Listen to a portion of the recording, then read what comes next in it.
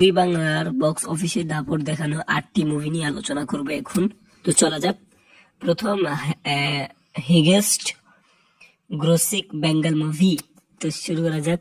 প্রথম যে মুভি আছে তুফান, যেটা বক্স অফিসে কালেকশন করেছিল 56 করোড়, অর্থাৎ 56 কোটি। এটা বাংলাদেশের দুই বাংলার সবচেয়ে আইকনিক মুভি।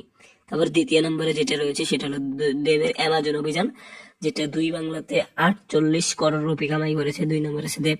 3 নম্বরে আবার শাকিব খান, যেটার নাম প্রিয়তমা, এটা 42 কোটি টাকা আয় করেছে।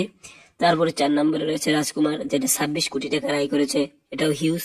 এবং তারপরে রয়েছে বেদের মেয়ে জুসনা, এটা 25 কোটি টাকা আয় করেছে। তারপরে রয়েছে দেবের খাদান, যেটা 24 কোটি টাকা আয় করেছে। তারপর রয়েছে চাঁদের পাহাড়, দেবের এটা 23 কোটি টাকা উপার্জন করেছে। তারপরে যেটা রয়েছে সেটা বহুরূপী আবির চট্টোপাধ্যায়ের এই মুভি দুই বাংলাতে এটা শুধু ইন্ডিয়াতে মুক্তি পেয়েছিল, এটা হচ্ছে 22 কোটি টাকা। এই মুভিগুলোই হচ্ছে হাই গ্রোসেট ইন্ডিয়ান মুভির। আর কি বলবো, থ্যাংক ইউ পুরো ভিডিওটি দেখার জন্য।